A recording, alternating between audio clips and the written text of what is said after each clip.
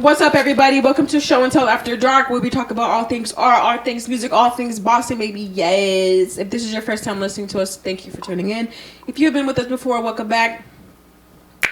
My name is Cricket Smith. I am one of the co-hosts. I got my boy Tata to the left of me. Say what's up to the people. What up? Period. And I got my man Paul Willis to the right of me. What's up, Paul? What's up? What's up? How you doing? I'm feeling good. I'm feeling good today. How you feeling good? Yeah. Okay. The first time I caught wind of you was at it was a Resist Dance. I feel like that was 2018, 2019. Yeah, that was a minute ago. 17, 18, right around there. That was with a Radical Black Girl. Shout out to her. She's in Houston doing something. Big up, big She's up. doing a thing though. Yeah, absolutely. I flew across the country for that show. Oh, for real? You did. Yeah. And you were dressed up as was it a pastor or a priest? Jesus. Jesus? Okay. Jesus. Hell yeah. Black Jesus. I had the whole robe, my prayer beads, everything, the whole set. Yeah, and that's like a testament of kind of like what you do when you go perform, when you make music, you create characters, right? Yeah. I definitely want to leave an impact. And the album I was promoting at the time was about empathy. And so each song was written from the perspectives of different characters. And so that was kind of the method and that I chose to kind of leave a mark on that stage. I knew that, some folks were seeing me for the first time and that it was going to be a while before I got back to see them again. Mm-hmm. And people still talk to me about that performance today. It's wild that it was years ago, but yeah, it left a mark for sure. Dude, that was a dope ass time. I did the recap video for it. That was dope. Yeah. Are you raised in Boston? Are you? Yeah, I can give a little bit more about my background for sure. I was born and raised in Jamaica Plain. Okay. My grandmother raised me from when I was like 3 days old. My mom was, addicted to drugs, alcohol for decades of her life. And really wasn't in my life that much when I was growing up. There's no father's name on my birth certificate, so that's like good context for people to have. My grandmother was like super big into the church, she was a minister and really stressed to us that like education and giving back to the community was really important. So that was a lot of my like foundational years. Was that my grandma got sick when I was around 12 years old. Had to be in a nursing home because we couldn't take care of her at home.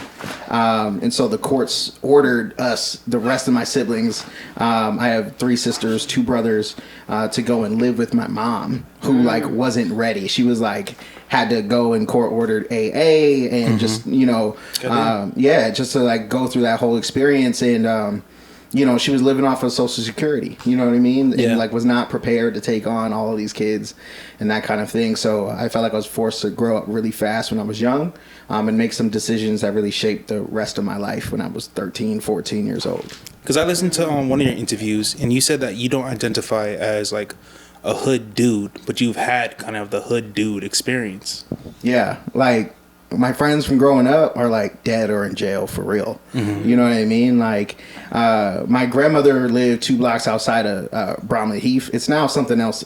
I don't know what they call the projects now, but she lived 2 blocks outside, and there were gangs in the projects, beefing with the gang up the street at Mozart Park, beefing with the gang right down the street. So, I had to take different paths going home every day so that nobody thought I was affiliated with one group or the next, and stuff like that. So, my friends were like real street dudes selling drugs, like in gangs and that kind of thing. But my grandmother wanted to keep us out of that. So we were, in the library, at church, but, after school, we just wanted to like ride our bikes through the neighborhood and like just be out and about and connect with folks. But we realized pretty quickly that, if you're not careful, you can get caught slipping like any point in time. So it's wild now to like be back in Boston because I was in Sacramento for about 10 years, moved back just in August of this past year. And now that I'm back, I'm like recognizing like, oh, some of those same connections I can't go back to. Yeah. Right. Yeah. So like I'm experiencing the city through a new set of eyes. And the memories that I had are just that. They're just memories now. Right. I can't go back to so-and-so's house. My grandmother's house now at Airbnb. Like, it's, oh God, yeah. You know what I mean? Like gentrification is real. It's real. And so, I'm kind of dealing with all of that stuff now, but that's why it was important for me to write my last album, Wonderland, because I wanted to, preserve those memories, the people, the culture, and just this community that I grew up in. I didn't know that there was life outside of that, like, quarter mile from Jackson Square and JP all the way up to where the Whole Foods is now. It used to be a high-low, you know what I mean? This like international food store. It's not that anymore. But I didn't know life outside of that space. And you were saying this Wonderland is on the Blue Line. You were saying that that's part of the you were doing a whole thing of like train stations where part of your album covers. Can you talk about that? Yeah, absolutely. Every song is named after a specific like train station or area in the city where I've had meaningful experiences, places where I grew up. And so, the idea behind Wonderland is this idea of kind of giving yourself the freedom and permission to dream in the same way that like Alice in Wonderland, she was given that permission. That whole movie is a dream sequence, and she woke up, she could go back to her regular normal life. But I felt like we weren't given that kind of freedom and permission when we were growing up.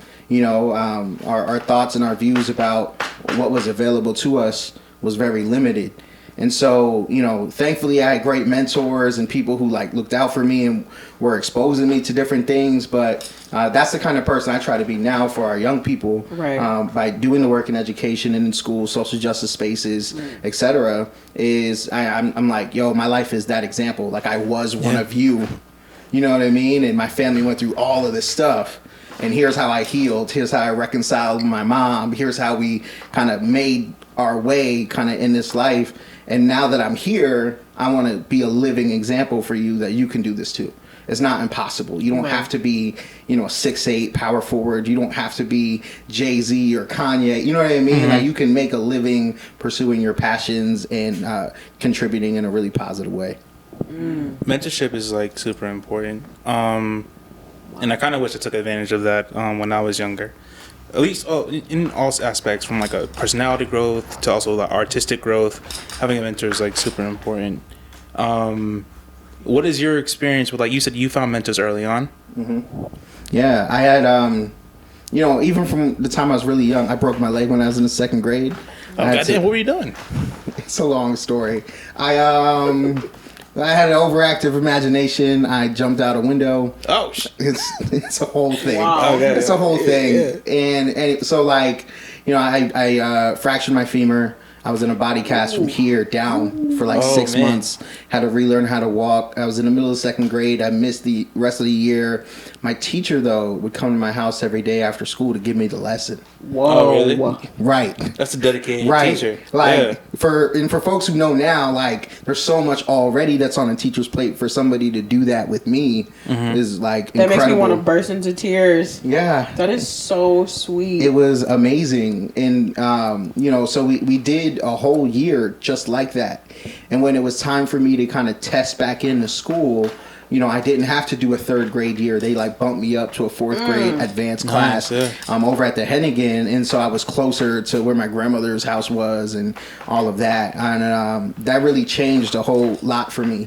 My teacher at the Hennigan, Miss Matthews, she saw a lot in me and was like, you know what? I don't know if you should go to like the Timothy or, one of these other middle schools. I think that Nativity Prep might be a better option for you. And it was an independent Jesuit school. I had to be there 7:30 in the morning for breakfast. We didn't get out until after 9 p.m. because we had an evening study program where we were doing homework. So I was like all day in school, more than 12 hours and you were a day. A kid. Yeah. Like 5th grade, 6th grade, 7th grade, 8th grade. That's a whole man. That's a career. Yeah. I told you a grown man schedule. Doing the thing. Yeah. And so for me, we had maybe like 80 kids in our entire school. But they were taking kids, black and brown boys from, the inner city and then preparing them for New England, like day and boarding schools, schools that cost more than most colleges. Right. You know what I mean? So Wow. I went to a boarding school in Rhode Island. I was one of 2 black kids in my class. You went to a boarding school? Yep. And it's funny because in California, that means something completely different. Yeah. Right. Like erasure of natives and culture and language. But here on the East Coast, it's like where the Kennedys send their kids. Right. You know what I mean? It's like very elitist. Yes. But, okay. So the boarding school, did you enjoy that experience or did you not like that experience? It was a little bit of both. You know what I mean?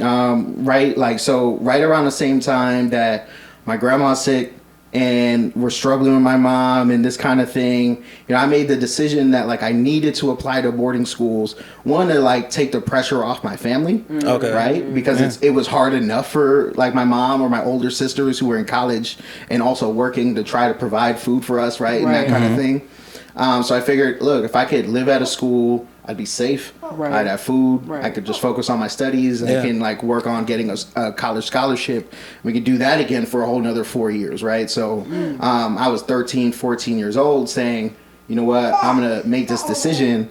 And this is like the adult thing to do here. And it was wild because, you know, I remember that first summer, I came home, you know, my neighbor sharing these stories about my mom being in and out the house, not there for days at a time, my brothers and sisters going hungry, all this stuff. And she was like, yo, you got to come home and be the man of the house. I'm like, I'm 14. You know what I mean? Like, what do you mean? She's like, you got to drop out of school and you got to come home. You got to start working or hustling or whatever to like, you know, be there for your family. I'm like, I am here.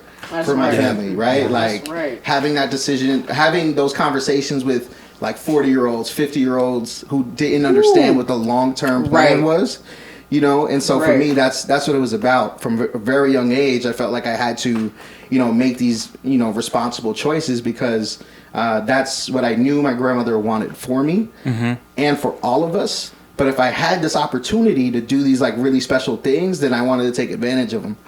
But then, you know, there's that double-edged sword, right? Like you show up in these predominantly white schools and white spaces, but you're the only black person there. You're separated from culture. You're ostracized. You know, people are looking at you like, oh, you're like the black kid from the hood, right? So what's up? Like they're going to try and test you and all of that. And, you know, You're a gangster. yeah, and I showed up, and I was, you know, one of our top students.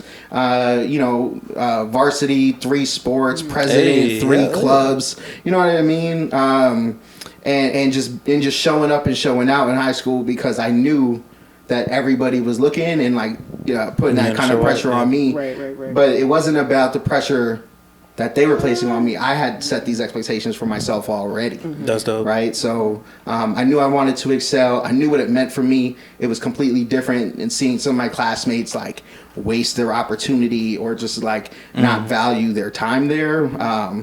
You know, I had a completely different experience than a lot of other people at my high school. So when I went to college, it was more of the same. You know, College of the Holy Cross. Oh, you went to Holy Cross? Holy Cross was... Where is that? It's in Worcester. Oh, okay. Yeah, I went there for the parties. So. I don't blame you. it I don't blame you. There was a whole bunch of stuff going on, but my Holy Cross experience was the same thing. You know, 5, 6 classes, working 3 jobs. I didn't have a ton of family support. You know, other kids could sit around. Their parents are sending them money. Right. I'm like, how do I make this meal plan stretch? Right. Because it's not enough for the year. Right. Like. So I'm like working 3 jobs on campus in the dining hall and athletics, whatever I could do. And then I'm like running an intramural sports team off campus for the Nativity Prep that, you know, started in Worcester. Exactly. I was coaching a basketball team doing AAU stuff out there in Great Brook Valley. So, yeah, I just always been kind of involved in the community. And it wasn't until I had a Puerto Rican professor in my junior year. And he was like, yo, you don't need this school or like some degree for you to do the work that you want to do. If you feel like this isn't the right place for you, like take some time off, go serve your community, show up in these ways that you want to show up, and then you'll figure out what it is that you want to do.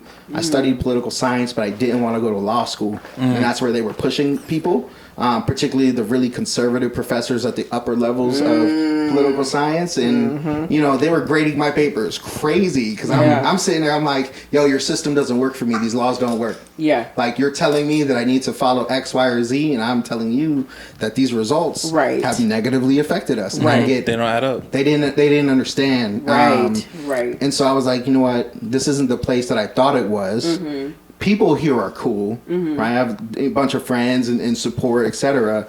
But I don't have the kind of support I need to, like, for me to be successful to pursue the things that I want. Right. So I left college. I worked at a summer camp, and then I found City Year here in Boston. And that for me was like a full circle experience because my first year in City Year, I got to be back at the Hennigan. And like my principal was still there, some of the same teachers were still there. And, you know, the cousins, little brothers and sisters of my friends were not my students. For people who don't know City Year, can you actually explain what it is? Yeah, City Year is a nonprofit Americorps program focused on education. They place teams of Americorps members into schools to be tutors and mentors for students. They really focus on student attendance, behavior, and course performance in both English and math. And so, we put in a lot of time, intervention time with students throughout the course of the year to help them kind of catch up and keep up. So, Oliver, I know you know Oliver Orthodox Twist. He was telling me that he saw you at City Year. Yeah. Do you guys used to do like chants and everything? All of it. Yeah. All of it. I was all in.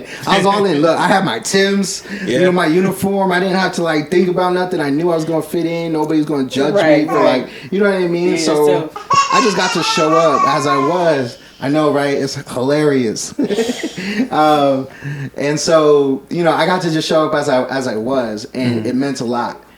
People really, I think, understood where my heart was and the things that I was passionate about, and allowed me to kind of flourish in that space. And 1 year at City Year led to the third year at City Year, where then that took me from Boston all the way to Sacramento to start up the City Year chapter in Sacramento. Oh, you started up a chapter? Yep. That's good. Yeah. Have you, wait. Did City Year kind of, were you always a community person, or did City Year kind of influence you that? I think City Year gave me the language and the tools, right? Like, I think I always had that mindset, but I didn't know how to lead because, leadership is taught. It's not It's not innate. Yeah. Like, you don't just grow up and like all of a sudden you're like this natural leader. That's not how it is. You get taught a certain set of skills about leading people, what it means to have integrity, to be a person of your word, and then to lead by action and by word and that kind of thing. So they gave me a bunch of tools and things I still use now in my practice as a supervisor that I think is like really valuable. And I don't think that they get enough credit for that part of it. I think people see the work that they do with students, but don't realize the intentional professional development that happens internally with their core members and staff. And so when I moved out to Sacramento, that was my third Americorps year. But then the next year I got promoted and was a manager and then started to train Americorps members. And I had a completely different perspective on like service and what it meant and my role in it. Does amazing. the leadership thing that you're talking about, like it's the everything that you've learned through City Year, and then being a supervisor, and you said you didn't say supervisor, did you? Yeah. I was a program manager and then a senior program manager with City Year in Sacramento. And has that bled into kind of like not bled, but it's like those skills of leadership, have they transferred to your artistic craft? Yeah. And leading projects, maybe? Yeah, absolutely. That, and I think really the development that I had as a hip-hop artist in Sacramento, I think that affected my professional life maybe more than my professional life. In a good way? Yeah. So it's like bouncing back and forth? Yeah. I think some of the things that I learned about just like executing projects, right? How to read a budget sheet, like how to, you know what I mean? That kind of stuff. I keep the books on all of my projects. I know how much everything costs. You know what I mean? Like all of that kind of stuff. Yeah. So I'm really detailed in that sense. But I think when I was going out to open mics and networking and communicating my mission, I felt like if I could sell you a rap album, I could sell you anything. Right. Yeah. Right. So like, getting people involved in the work that we were doing in schools. People would meet me at open mics and be like, "Oh, you're rapping about that?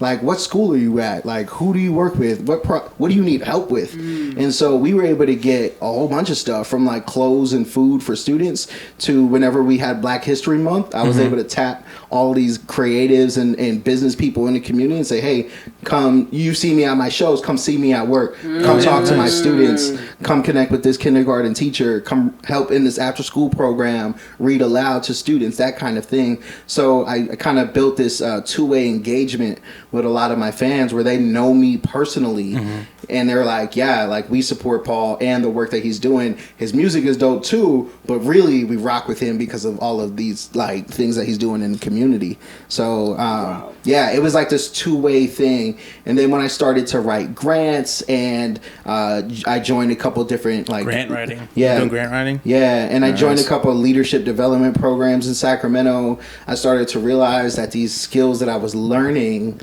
you know what I mean? Like not everybody gets that cross section You know, there are teachers who do professional development, for instance, right? And it's specific to their content area. If you're a math teacher, you're going to learn more math, right? Yeah. Maybe the best math practices. But nobody ever teaches you how to go from math teacher to school administrator. They think that you like go and get your admin credential and they'll teach you something about leadership. They don't. They teach you the nuts and bolts of how being an administrator works, where the budgets are, some of the policies, but not like what to do to set a vision. Yeah. You know what I mean? Like, how do you collaborate in this way? How do you inspire people who have opposite motives than you do? And so you have to find it out yourself. Yeah, and so I learned that through community, through social justice spaces, community organizing, that kind of stuff. And I realized, oh, you know what? There's this interesting mix that's happening here, right? My hip hop spirit makes me want to kind of break things down, remix things, shake up these power structures. My professional language gives me all of these leadership tools. And then what I'm doing in schools and in community, I'm also learning about trauma-informed training and all of this language about how to heal and how to support youth and all of these things. I'm realizing nobody ever gets all of this at the same time. Yeah. Right? You might get a piece of it somewhere, but if you're in the business world, you're not learning about trauma. Right? So when your black employees are being triggered because your white employees are making racist comments, right? You don't actually know how to help manage that person's emotions. You don't actually know what kind of resources you need to give your black employees to support them in the workplace. But I'm like, yo, my community background, I know exactly who to send y'all to, right? I can give you lawyers, I can give you, doctors, mental health professionals. I have access to all of these different communities, and so that I think has made me like really a unique player in Sacramento, and a unique player as a hip hop artist too, because I was tapped in from everybody from like street dudes to like corporate boardrooms, school board members, mayors, like politicians, right? Like all of that kind of stuff. I was playing in all of those rooms. Yeah. As exactly who I am. You should probably write like a part. curriculum of like those unique experiences. I have a curriculum. It's 96 hours. People can 96 hours. Where do you find that? People can hire me. Nice. I got rates. You can email me and we can talk about that. That's Email amazing. what? Yeah. What's the email? Paul Willis is hip hop.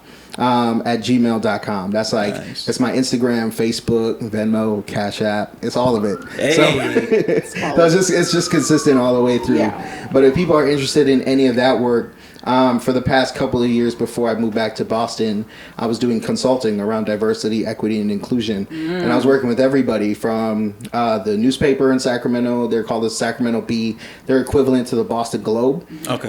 So I was doing, training and coaching for them around just like inclusion and creating diverse sources, right, for their kind of reporting that they were doing, particularly after the George Floyd protests and all of that. I was working with the city of Sacramento, their kind of youth development department, working with like electrical engineering companies, like all sorts of people in organizations, really transforming the way that they work and think about these issues. When, as a counselor, do people call you when they get like canceled? It's like essentially like when someone does things like, some insensitive or not tolerant. Do people call you to come in and kind of do like the what's it like sensitivity training or like rehabilitation? It's probably too late at that point. Oh, but I'll be honest. Probably too late at that point.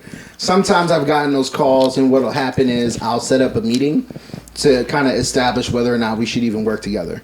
And I've walked away from plenty of contracts that have been like, no, I don't think you're ready. No, you guys are done. Yeah, and it's because they want somebody to check a box.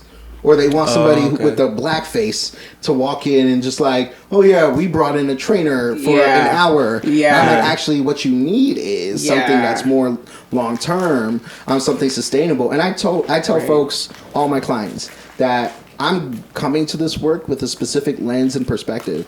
I can't tell you what the experience is for like a trans person or an LGBTQ, you know what I'm saying, person in the professional space. You're going to have to bring in additional trainers and consultants to get different perspectives to inform your work. You shouldn't ever lean on a single individual to be everything to solve all of your problems. That's, you're making a mistake when you do that. So I let people know, like, this is what I'm bringing. This is what's special and unique about what I'm doing.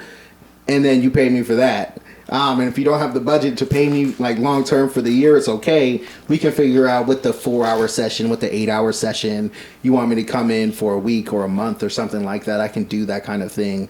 But yeah, it's important in a conversation to establish clear boundaries. Yeah. And that I'm not an employee. Right. So I'm coming to you. I'm telling you the truth. Right. Like I'm not going to like front. That's just not how I operate. Bias. Yeah, exactly. And just because you're paying me, I don't feel beholden to your money. You know what I mean? Sometimes people will compromise their message because they're getting paid from a company or organization and be like, let me just tell you what you want to hear so I can collect this check and get out of here. And I'm not about that life. You know, I put like the Midtown Business Association on blast for not having a single black or brown board member. You know what I'm saying? On the Business Association board. So I'm not afraid of people in power. I'm not afraid of lawyers. I'm not afraid. I don't care.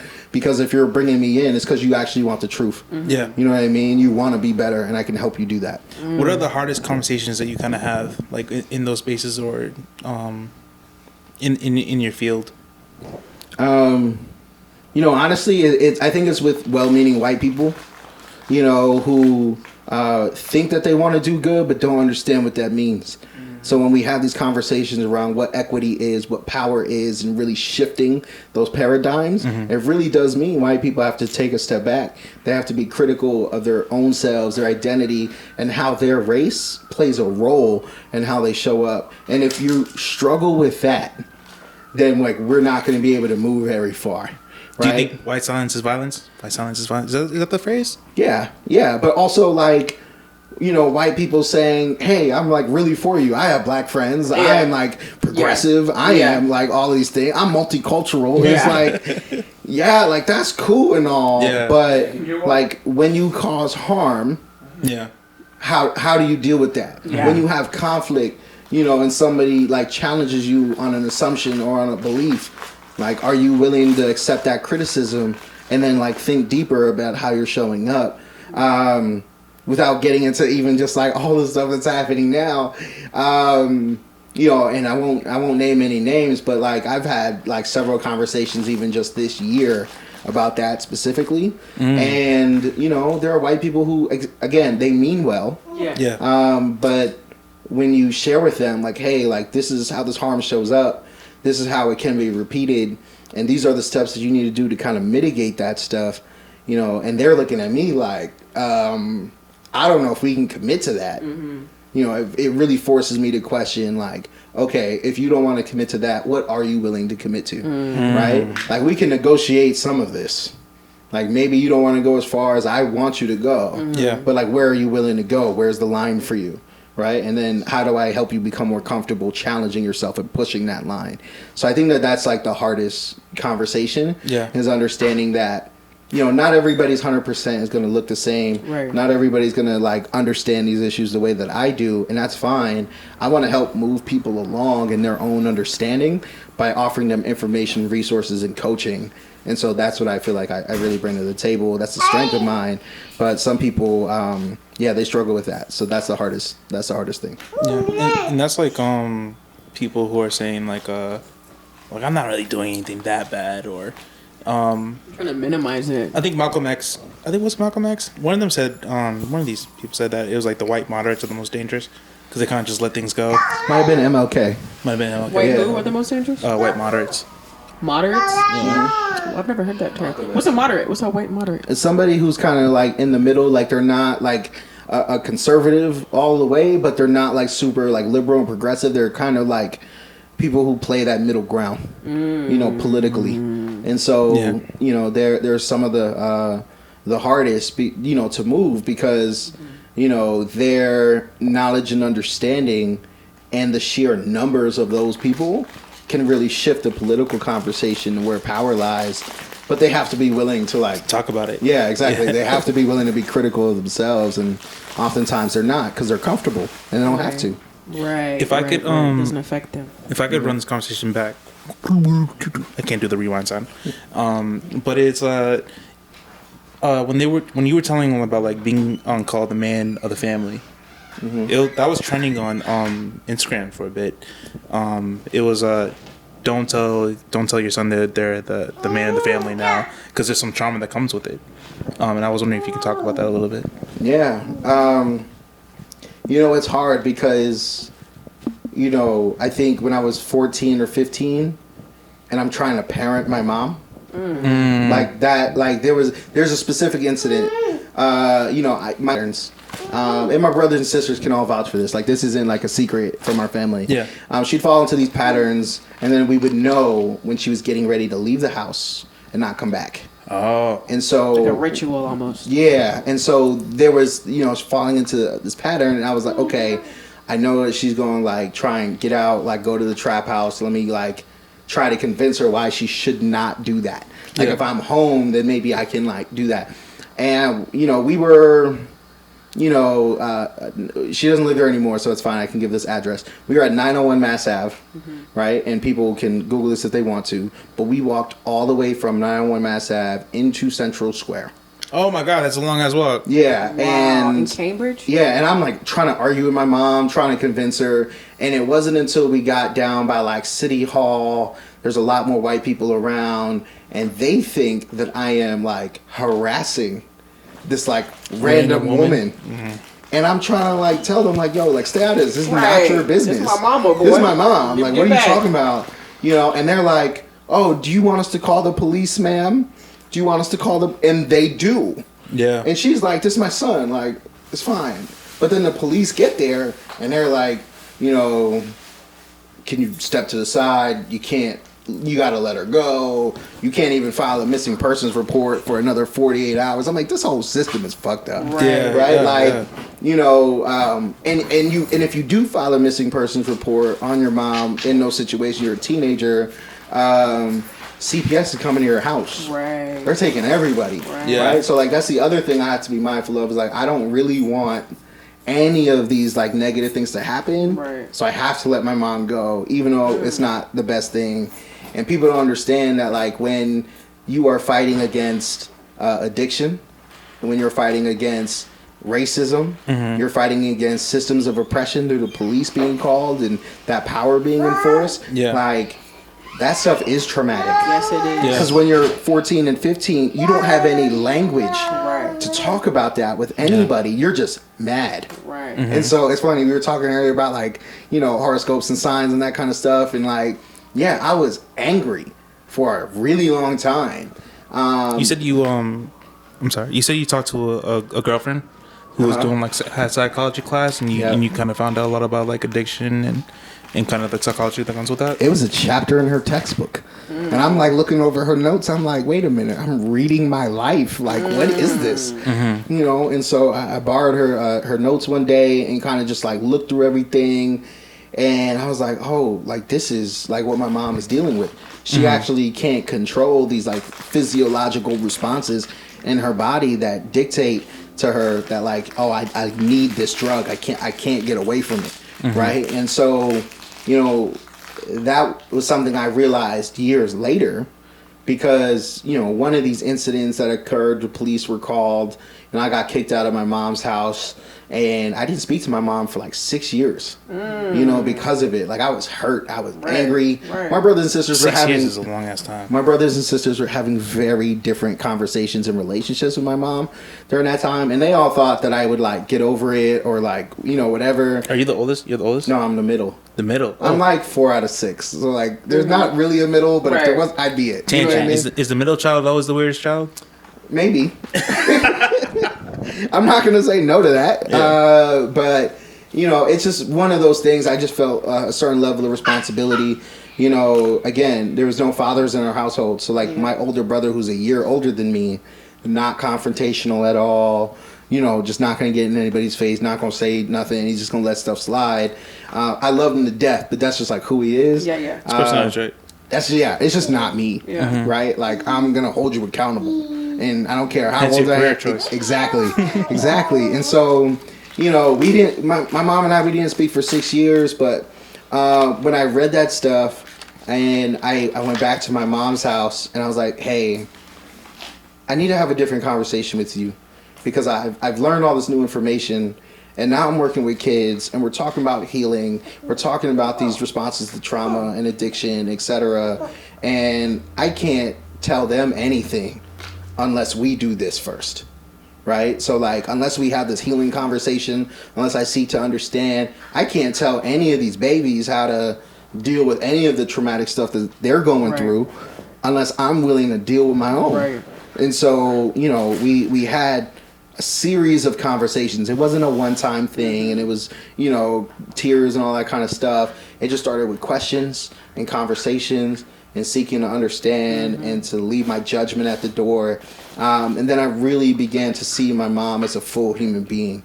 And yeah, it was just a real healing conversation, but it didn't happen until I was maybe like, you know, 25 or 26 or something like that. Is that a swallow your pride type moment, or is that for someone who hasn't talked to somebody in 6 years? You know, I'm trying to get into the mindset of you having that conversation. Yeah, I think what I want folks to understand is that, you know, wherever people think like hate comes from, there's love, right? So like whenever you have these really strong emotions, like it's rooted in a balance of the other thing.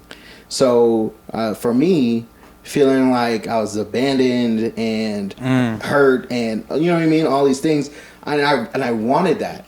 And that's what I had to express to my mom, was like I wanted her attention, I wanted her love, and I just felt like I wasn't getting it. Right. You know what I mean? And I felt like I was angry because I wasn't getting it from her. We didn't get any information about our dads or anything like that, so it's not like we could find it from a different source. And so I felt like my brothers and sisters were like missing this stuff too. So I held a lot of resentment, right? And I was angry for a long time. But really, it was like, I'm missing this love and I want this.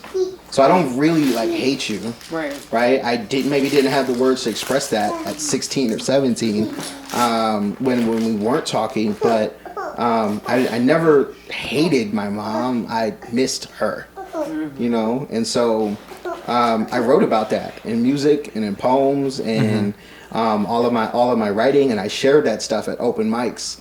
And people were like, whoa, like this is deep, like this is different, you know, when they hear about rappers or they hear about, they're not getting that kind of content. And so, you know, my content shifted, you know, when I was about 24, 25. Again, I just got my first job as a staff member at City Year. And, you know, I was like, okay, I'm financially stable. I'm not dependent on this like security, you know what I mean? Like Maslow's hierarchy of needs. I'm providing my own house. I'm providing my own food. I don't need these things, but I do have this emotional thing, and I want that.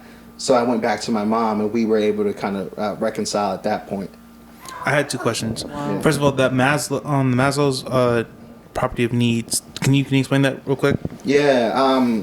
You know, this guy Maslow, you know, studied the brain, studied people, and really just talked about how at the foundation of self-actualization, like becoming the person that, you know, you are meant to become, reaching your potential. At the baseline, everybody needs the same things. Like you need shelter.